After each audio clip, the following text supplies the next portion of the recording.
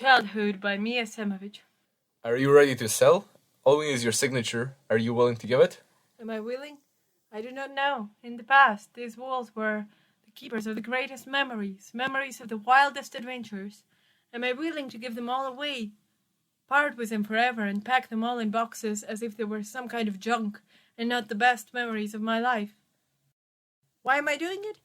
I do not know. Maybe I'm jealous that I can never return to those times, to the youth, to the wonder, to the times when everything was simple and nobody knew what lay ahead.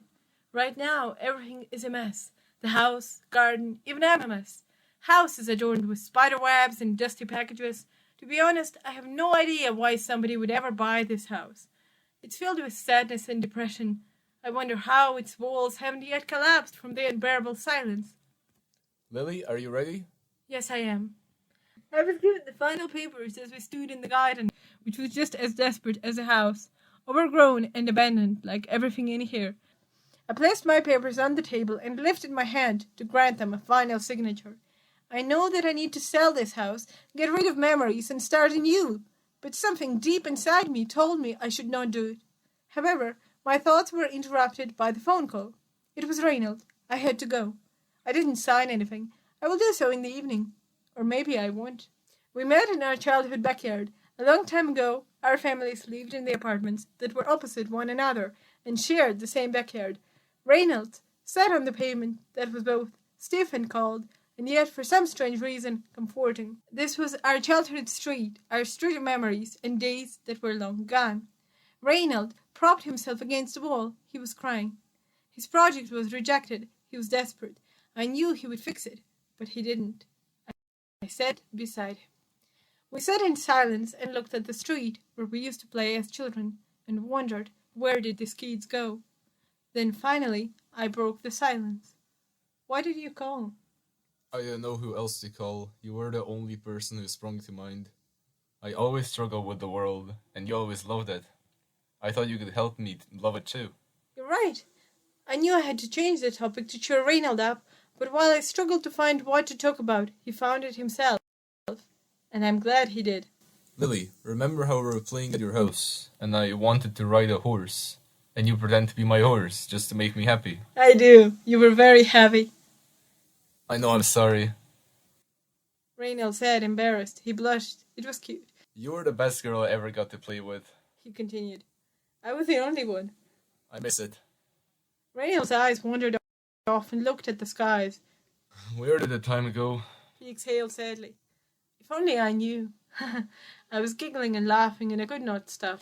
What? I just remembered our Lego bars. Yes, they were so much fun. You always wanted to follow instructions, and I always did my own thing. Reynald smiled with happiness as warm memories washed over him.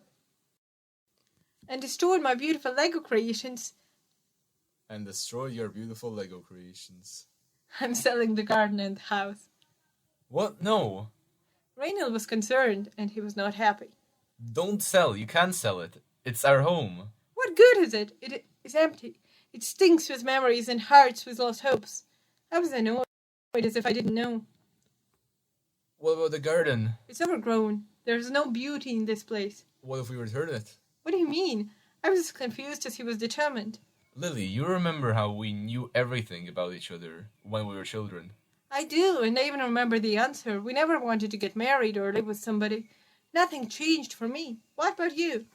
Same. There are no changes in my outlook on the world. Still, if our answers remain the same, people, in particular, our parents, might request an explanation, and I do not want to offer it simply because I don't know how. Besides, it was much easier to talk with one another, rather than trying to explain ourselves to the whole world. Agree. What are you suggesting? Let's live together. As friends, we will respect and value each other. If by some alienated circumstances we will annoy each other, we will simply part and resume our lives as if nothing had happened. If everything works out, we will continue our existence in the happy solitude of our company. Why should we do this? You didn't let me finish. We will restore the garden, refurbish the house, and create more happy memories. Do you agree? I do. We did not sell the house. 1 year later, our garden is blooming with flowers, and often gives away a scent of the freshly cut grass. Birds of various sizes and colors often visit us. They sing their beautiful lullabies as we sunbath underneath the loving rays of sun.